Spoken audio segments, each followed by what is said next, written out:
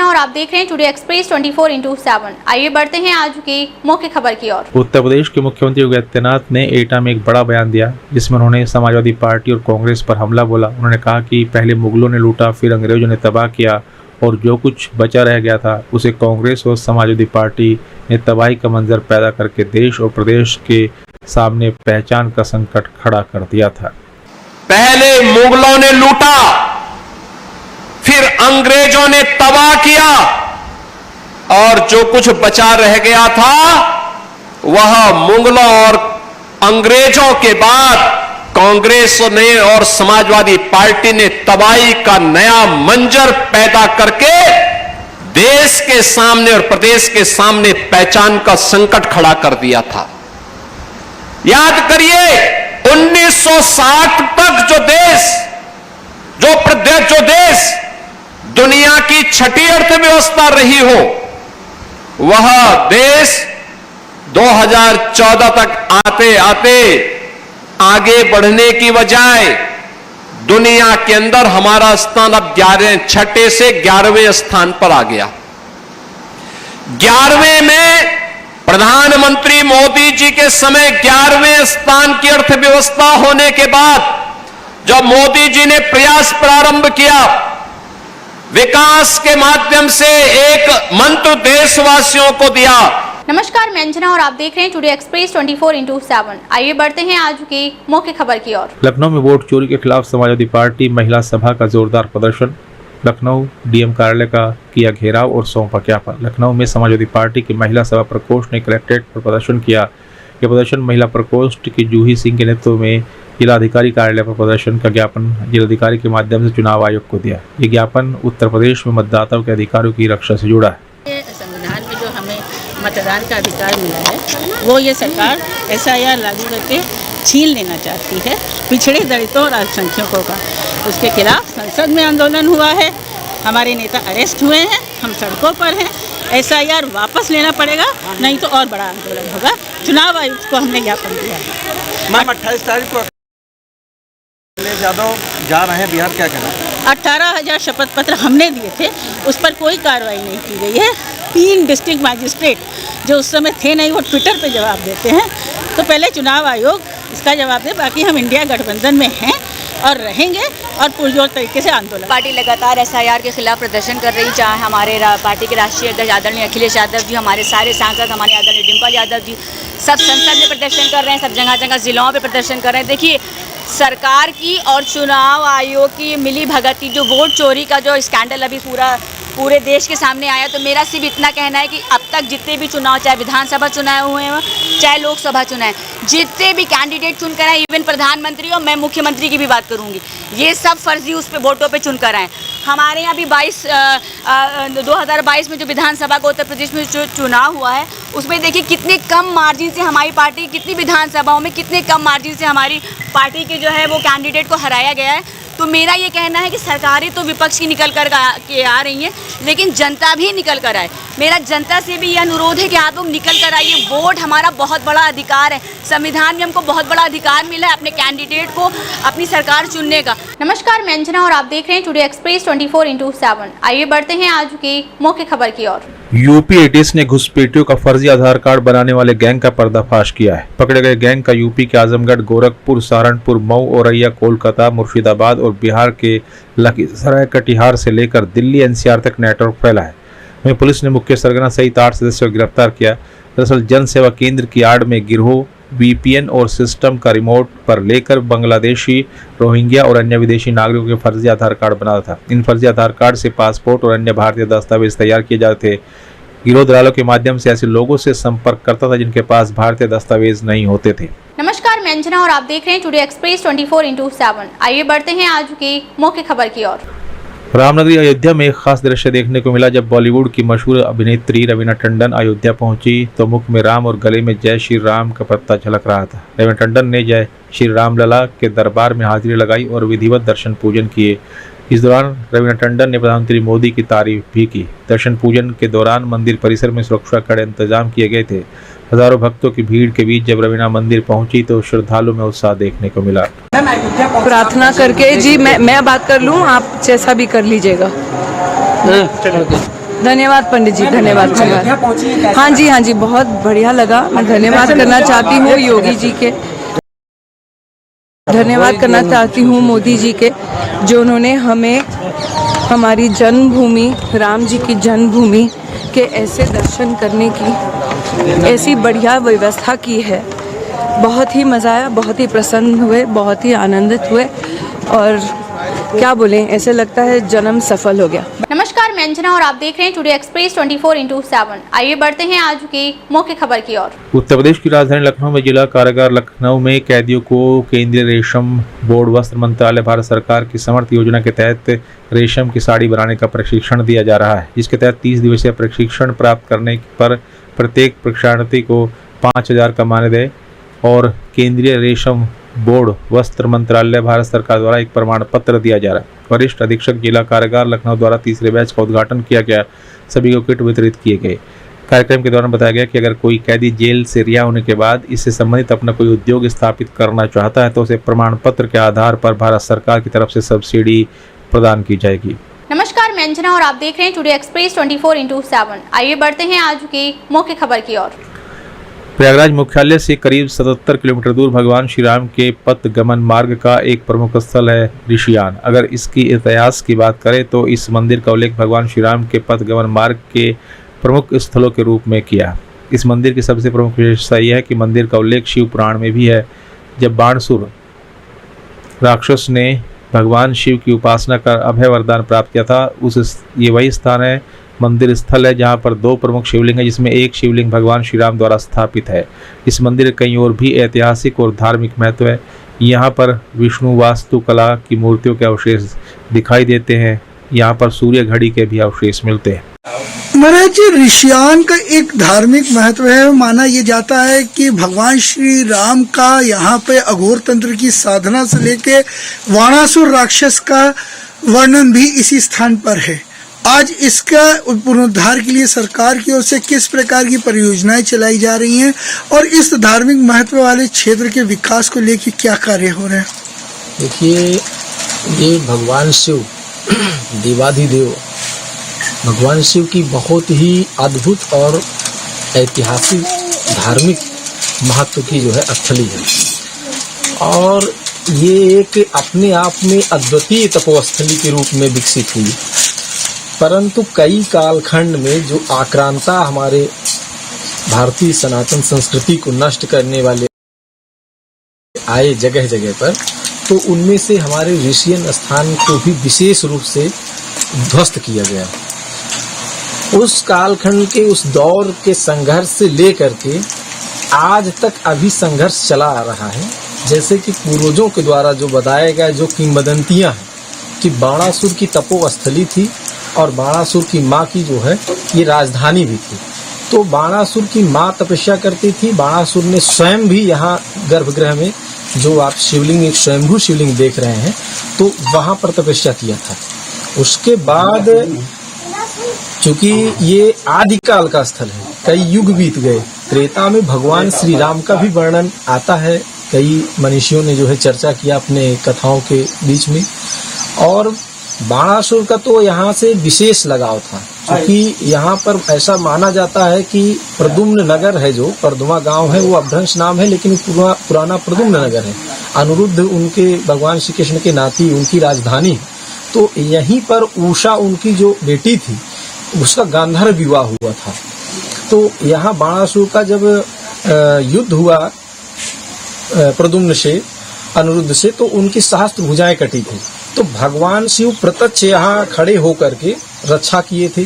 तो एक तो भगवान शिव यहाँ वास करते हैं, तो इसलिए भी इसका महत्व बढ़ जाता है कि जब भी कोई यहाँ व्यक्ति आता है तो बताना नहीं पड़ता, कोई चमत्कार दिखाना नहीं पड़ता। यहाँ लोगों को चमत्कार दिखाने पड़ते हैं, बताने पड़ते हैं।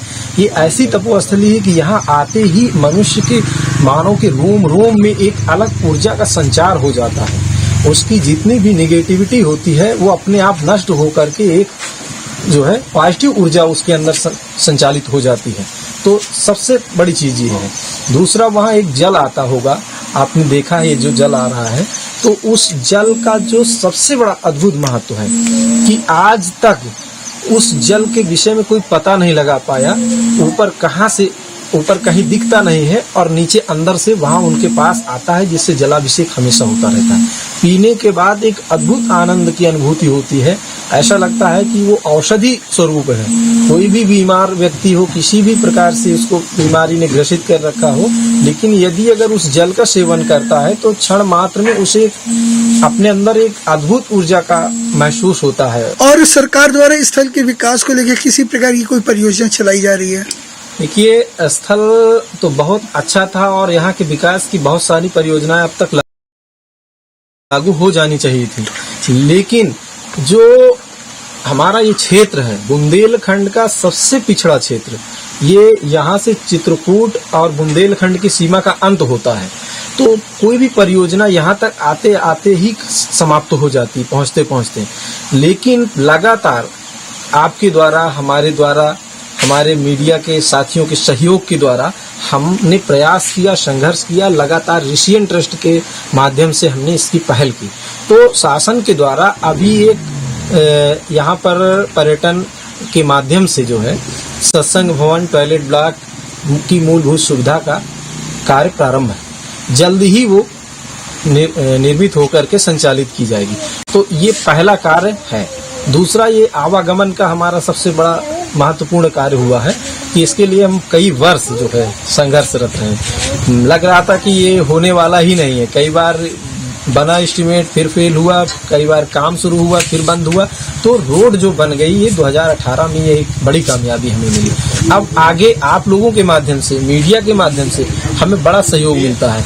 जो हमारी बातें आप लोग दूर तक पहुंचाते हैं, इसके माध्यम से सरकार का ध्यान इधर आकर्षित हो रहा है धीरे धीरे। तो आने वाले समय में मुझे पूरी उम्मीद है कि ये मौजूदा सरकार में हमारी जो अन्य समस्याएं हैं, जैसे एक जटिल समस्या है गर्भगृह के अंदर अंधेरा रहता है, उसके लिए हमने जो है पत्र भी लिखा है और मीडिया के माध्यम से भी किया है कि यहाँ विद्युत की व्यवस्था वहां तक होनी चाहिए, पोल गढ़ के।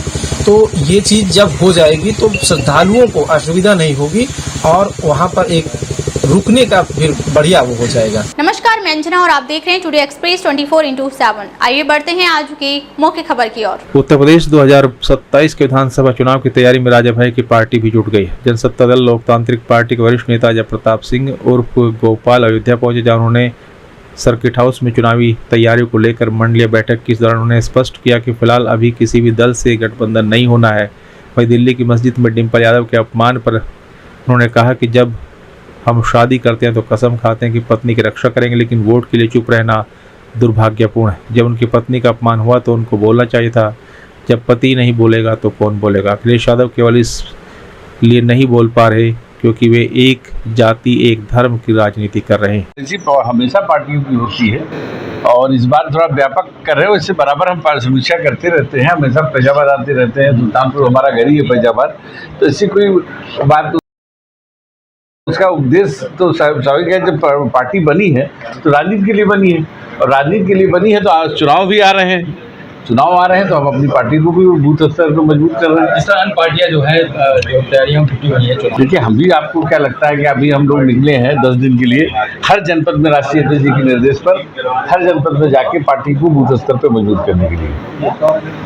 अभी हमारा कार्यक्रम जो है आज 21 तारीख से 31 तारीख तक का कार्यक्रम है और उसमें 35 या 36 जनपद हम लोग 10 दिन में करेंगे।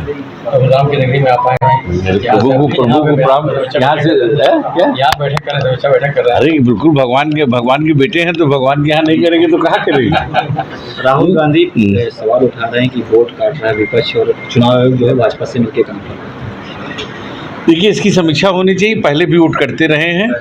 आप देखिए कि विधानसभा में अलग वोटर लिस्ट होती थी, ग्राम पंचायत में अलग होती थी और उसमें अलग होती थी। आजकल सोशल मीडिया का जमाना है तो राहुल गांधी उछाल क्या, राहुल गांधी की सरकार थी तब नहीं वोट कटेंगे क्या। नमस्कार, मैं अंजना और आप देख रहे हैं टुडे एक्सप्रेस 24/7। आइए बढ़ते हैं आज की मुख्य खबर की ओर। अयोध्या में अब बारिश के दौरान रामपथ को जल भराव से मुक्त रखने की कवायद शुरू हो गई है। इस दिशा में पहल करते हुए नगर निगम लता मंगेशकर चौक से सादतगंज पथ के डिवाइडर के नीचे स्थित जालियों को चिन्हित किया जा रहा है।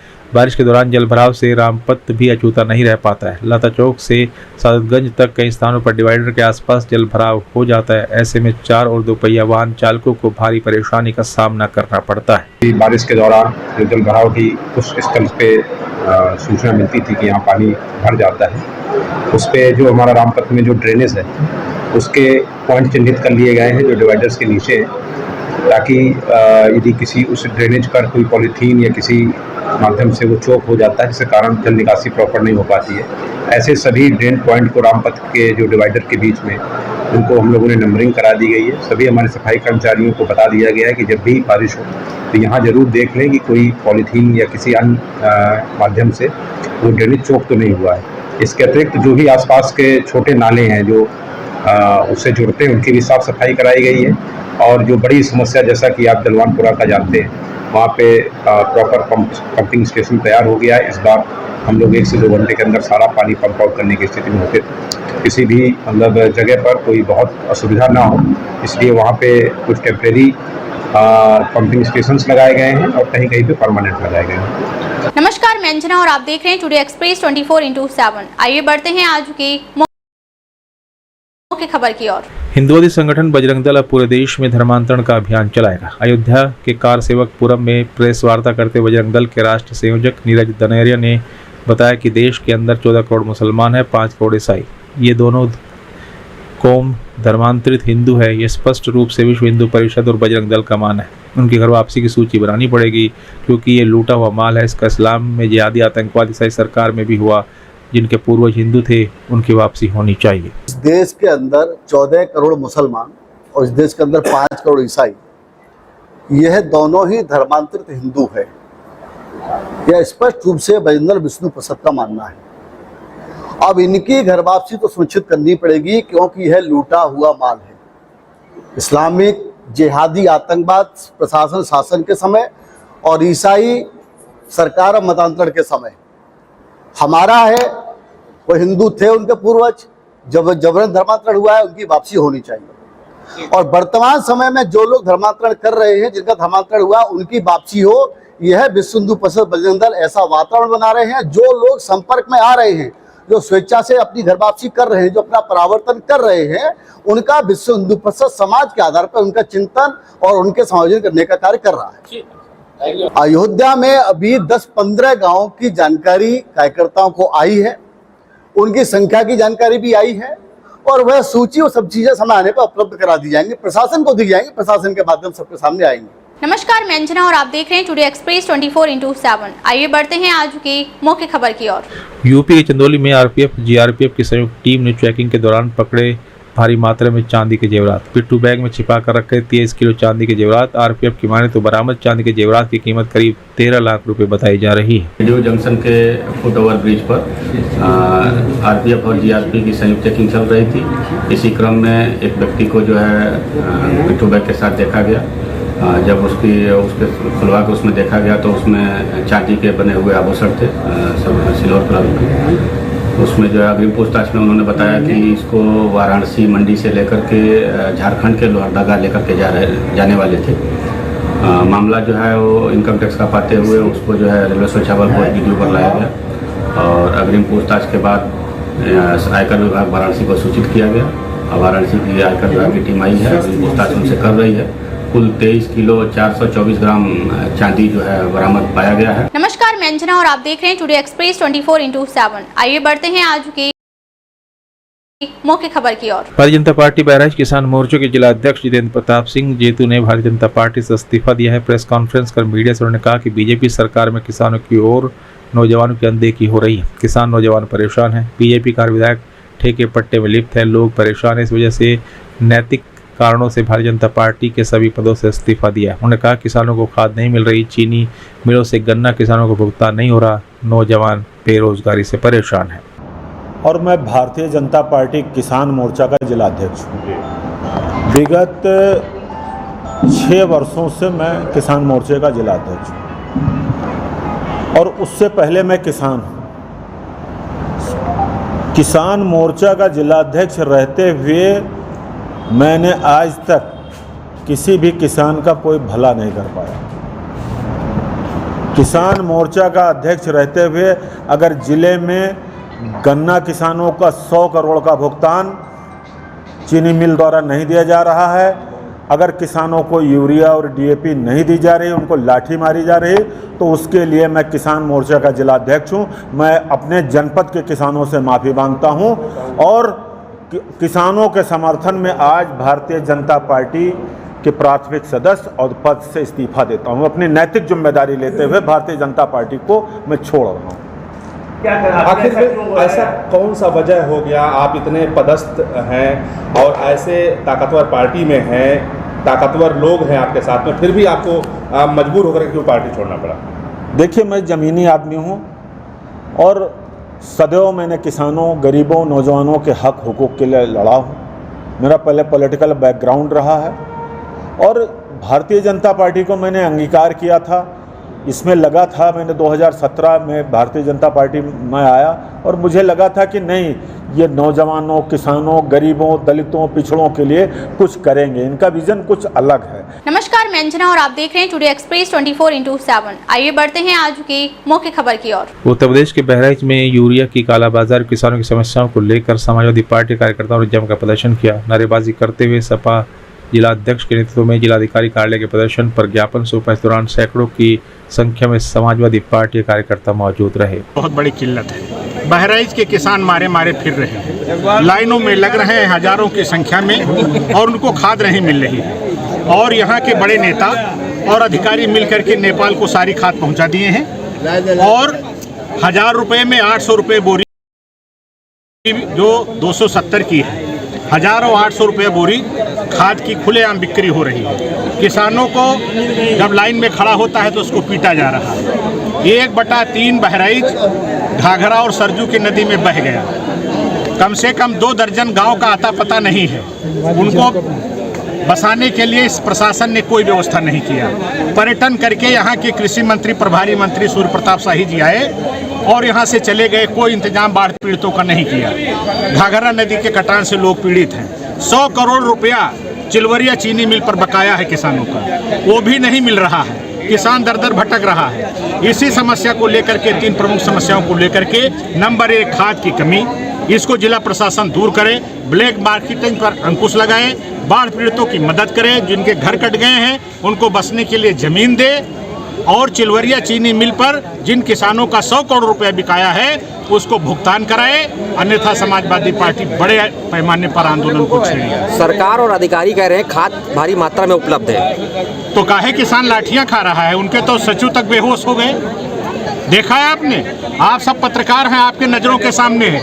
ये सारे जब भारतीय जनता पार्टी के लोग झूठे हो गए हैं तो उन्हीं के कदम ताल मिला रही है यहाँ। नमस्कार, मैं अंजना और आप देख रहे हैं टुडे एक्सप्रेस 24/7। आइए बढ़ते हैं आज की मुख्य खबर की ओर। यूपी के सोनभद्र में एक चौंकाने वाला मामला सामने आया। पुलिस ने एक ऐसे व्यक्ति को कोर्ट में पेश होने का नोटिस भेज दिया जिसकी मौत 18 साल पहले हो चुकी है। बता कि सुनील उर्फ संजय कोल को हार्डकोर इनामी नक्सली बताकर चंदौली पुलिस ने हथियानी पुलिया के पास अप्रैल 2007 में एनकाउंटर में मार गिराया था, लेकिन रॉबर्टसन पुलिस ने मृतक नक्सली के नाम पर शांति भंग, गाली गलौज और जान से मारने की धमकी देने के आरोप में समन भेजा है। समन मिलने से ही मृतक की परेशान पत्नी न्यायालय की शरण में आई है। हालांकि अभी भी एसडीएम कोर्ट से जमानत नहीं मिली है। इस मामले के सामने आते ही पुलिस की कार्यप्रणाली पर गंभीर सवाल उठे। वहीं मामले के तूल पकड़ते ही पुलिस महकमे में हड़कंप मच गया। तुरंत कार्रवाई करते हुए संबंधित दरोगा पर कार्रवाई के आदेश जारी किए। हमारा घर पड़ा था नवगढ़ तेंदुआ गाँव पर, लेकिन इस हाल में मधुपुर रहते हैं। तो आपके किसने सम्मन भेजा है? पुलिस ने किसको सम्मन भेजा है?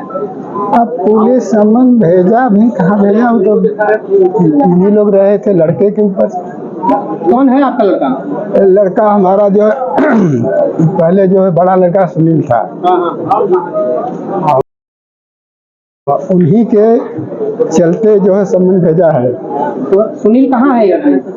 उसका मृत्यु हो गया है। कब मरा? 2007 में। और किसने मारा? जनार्दन दुबे। जनार्दन दुबे कौन है? जनार्दन दुबे यहाँ कोतवाल थे। है कि नहीं? तो लड़का आपका नक्सली था? नहीं नक्सली नहीं, जमीनी बात से उनको जो है बड़े लोग नक्सली बना के मार दिए। कहाँ एनकाउंटर हुआ था? ये बनारस में। कतिपय मीडिया और सोशल मीडिया प्लेटफॉर्म पर यह खबर प्रसारित की जा रही है कि रॉबर्ट्सगंज पुलिस द्वारा एक मृतक सुनील पुत्र दशरथ निवासी मधुपुर के विरुद्ध 126-135 बीएनएसएस के तहत नोटिस भेजी गई है। उपरोक्त के संबंध में अवगत कराना है कि मधुपुर निवासी अनिल और सुभाष के बीच चल रहे विवाद के क्रम में अनिल के स्थान पर त्रुटिवश सुनील का नाम 126-135 बीएनएसएस के तहत कार्रवाई किए जाने हेतु रिपोर्ट प्रेषित हो गई है। उक्त त्रुटि को सुधारने के लिए एसएचओ रॉबर्ट्सगंज को निर्देशित किया जा चुका है। त्रुटिपूर्ण रिपोर्ट प्रेषित करने वाले उप निरीक्षक के विरुद्ध विभागीय कार्रवाई करने के आदेश पुलिस अधीक्षक महोदय के द्वारा दिए गए। अभी एसडीएम से जमानत नहीं हुई है। सुनील कोल को नोटिस भेजी गई है। सुनील दशरथ कोल के लड़के हैं, मधुपुर के रहने वाले हैं। सुनील का एक और नाम था संजय। सुनील उर्फ संजय कोल के नाम से पुलिस ने इनको हार्डकोर नक्सली बताया था और 2007 में एक पुलिस मुठभेड़ में इनकी हत्या कर दी गई थी। 2007 के बाद एक परिवार किसी तरह अपने जीवन को आज तक सरवाइव किया और जो सुनील की पत्नी थी सुषमा कोल, वह 13 साल तक कई विभिन्न मुकदमों में जेल में रही और सारे मुकदमों में बाइज्जत बरी होकर के वो मधुपुर में रह रही थी और एक शांतिपूर्ण तरीके से अपनी खुशहाल जिंदगी व्यतीत कर रही थी। इसी बीच में एक माइक्रो फाइनेंस कंपनी जो आजकल गांव-गांव में जो चल रहा है, उसके जो वहाँ के लोग थे वो एक सरंगई और दबंगई शराब वगैरह पी करके और सुषमा कोल मृतक के पत्नी के घर में घुस गए और बदतमीजी किया और इस पर माइक्रो फाइनेंस कंपनी वालों के खिलाफ जब सुषमा ने प्रोटेस्ट किया तो पुलिस से मिल करके और एक पूरा दहशत का माहौल बनाया गया। गांव के लोगों को चढ़ाकर मारपीट कराई गई। कुछ विवाद जो मृतक सुनील उर्फ संजय कोल के जो पिता और उनकी पत्नी के बीच में नाली और सड़क का जो इशू था, उसको लेकर के जो विवाद था उसको पुलिस ने तुल दिया और कोतवाली रॉबर्ट्सगंज के सुकृत चौकी की पुलिस ने अभी 2025 में 2007 में मृत्यु हो गई थी उस व्यक्ति को 2025 में सुनील को पुलिस ने कहा है अपनी रिपोर्ट में कि जब मौके पर मैं जांच करने गया तो देखा कि ये जो पक्षकारान थे सुनील और दूसरे पक्ष के लोग, सुनील के साथ एक और उनके रिलेटिव का नाम डाला है और दोनों आपस में एक वाद विवाद की स्थिति पैदा किए हुए हैं। नमस्कार, मैं अंजना और आप देख रहे हैं टुडे एक्सप्रेस 24x7। आइए बढ़ते हैं आज की मुख्य खबर की ओर। लखनऊ में एसीपी कैंट अभय प्रताप माल के नेतृत्व में काम कर रही मानक नगर पुलिस को बड़ी कामयाबी मिली। अजीत कुमार की टीम ने 2 अंतर्राज्यीय गांजा तस्कर को गिरफ्तार किया, जिनके पास से पुलिस ने 66 किलो गांजा बरामद किया है। गांजा खेप तस्कर पश्चिम बंगाल से लखनऊ लाए थे। लखनऊ से दिल्ली सहित कई इलाकों में सप्लाई होना था। नमस्कार, मैं अंजना और आप देख रहे हैं टुडे एक्सप्रेस 24x7। आइए बढ़ते हैं आज की मुख्य खबर की ओर। बीते दिनों धर्मेंद्र सराफा मार्केट में वर्कशॉप में हुई चोरी का पुलिस ने खुलासा किया है। वर्कशॉप में काम करने वाले कारीगरों ने वारदात को अंजाम दिया था। आरोपी के पास से पुलिस ने चोरी की 50 लाख कीमत के ज्वेलरी भी बरामद की है। उनकी दुकान के कारीगर द्वारा ही उनका 700 ग्राम सोना चोरी करने संबंधी उनके द्वारा शिकायत की गई, जिस पे दिनांक 8 अगस्त को एफआईआर दर्ज की गई तथा थाना चौक की पूरी टीम इसको वर्कआउट करने में लगी हुई थी और आज रात्रि में इनके द्वारा 4 साथियों को उनके गिरफ्तार किया है, जिसके कस्टडी से कुल 563 ग्राम जो है सोना बरामद हुआ है। 4 लोगों की गिरफ्तारी की गई है। इनको न्यायिक अवधि में जेल भेजा जा रहा है। इसकी अनुमानित कीमत लगभग 50 लाख रुपए है और इनके आपराधिक इतिहास की जानकारी की जा रही है। इससे पहले भी कभी क्या घटना को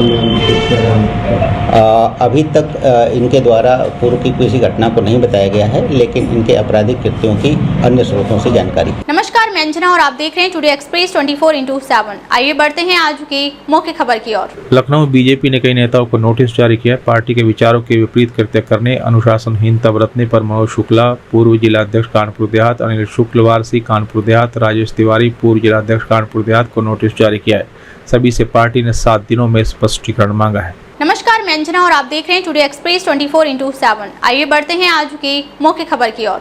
पूरा मामला प्रयागराज के लालपुर थाना क्षेत्र का है। पैच उत्तर प्रदेश के प्रयागराज में लालपुर थाना क्षेत्र में बिजली विभाग की तानाशाही रवैये से किसान त्रस्त है। पूरा मामला प्रयागराज के लालपुर थाना क्षेत्र का है, जहां बिजली विभाग द्वारा एनटीपीसी की बहुउद्देश्य परियोजना एनटीपीसी 12 से मैनपुरी सप्लाई लाइन का कार्य हो रहा है, जिसको लेकर जगह जगह सप्लाई टावर खड़े किए जा रहे हैं। इसमें किसानों की जमीन अधिग्रहित की जा रही है और सप्लाई लाइन के तहत आने वाली भूमि पर हरे भरे पेड़ों की कटाई हो रही है। इस परियोजना के तहत किसानों को मुआवजा दिए जाने की बात भी है, लेकिन ठेकेदार द्वारा मात्र आश्वासन देकर किसानों की भूमि का अधिग्रहण किया जा रहा है। जमीन पर एक अवैध रूप से कंस्ट्रक्शन हो रहा है, क्या है पूरा मामला और क्या आपकी मांगे क्या है? जी, ये लोग हमारे जमीन में आके अचानक काम करने लगे और लगभग 3.25 बीघे का नंबर है मेरा, और ये ना कोई पूर्वा जानकारी, ना कोई नोटिस, ना कोई वो, और आके हमारे बाग में सामान वामान करके गड्ढा उड्ढा करने लगे और सारे पेड़ों में चिन्ह लगा दिए पेड़ काटने के लिए, जिसकी हमें कोई सूचना नहीं। जब हम आके रोकने लगे तो बोले कि यार ये पेड़ कटना है और यहाँ के नीचे ना तो आप कोई पेड़ लगा सकते हैं, ना तो भविष्य में मकान बना सकते हैं। मेरा लगभग 3 बीघे का नंबर बिल्कुल बर्बाद हो गया। अब हम लोग कहाँ जाएं, किससे कहें? क्या मांग है आपकी? मांग ये है कि हम ठीक है, इनका बोल रहे हैं कि हमारा सरकारी है, हमको जाना है तो कम से कम हमारा उचित मुआवजा दें, और हमने मुआवजा की बात की, बाद में ये लोग माने, उसके बाद नाट गए। परिचय दे दीजिए। मेरा नाम भानुमणि त्रिपाठी है। कई लोगों को ये कह के नाट जाते हैं, कई काश्तकार परेशान हैं। पूर्व में हमारा घर पड़ता है, जो कि लोकेशन नंबर 125 नंबर टावर है। 2013 से लगातार सर्वे कर रहे हैं और 2013 से अब तक लगातार सर्वेयर सर्वे कर रहे हैं, इनके इंजीनियर अधिकारी सब सर्वे कर रहे हैं, और हाई कोर्ट द्वारा मुआवजा भी पास हो गया है, जिसमें 3 बिल्डिंग गिराने का आदेश भी है, और सुरेश चंद्र त्रिपाठी का वहाँ पे चिंतापुर में, और उनको लगभग 28 लाख रुपए मुआवजा पास हो चुका है, लेकिन इनका रूट गलत हो चुका है। और रूट गलत। आपकी मांगे क्या है? आपका वो बताइए। हमारी मांगे ये है कि सही रूट पे अपना जो इनका नक्शा पास है 2013 से अब तक, उस रूट पे ये काम करें, और अगर हमारे घर की तरफ से जा रहा है तो हमको भी मुआवजा मिलने का।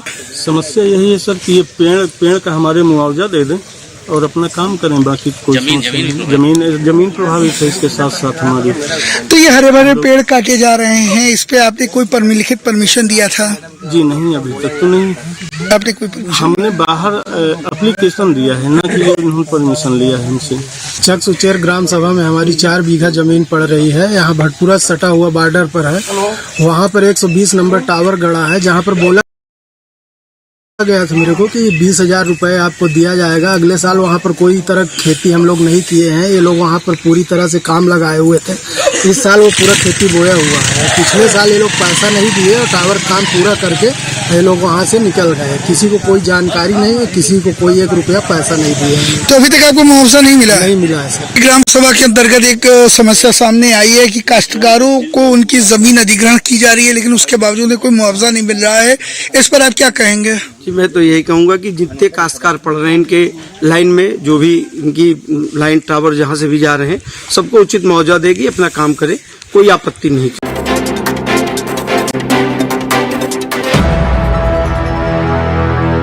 कौन बिछा रहा है सियासी शतरंज पर बिसात? रोज नया रंग बदलती देश की सियासत, हर सियासी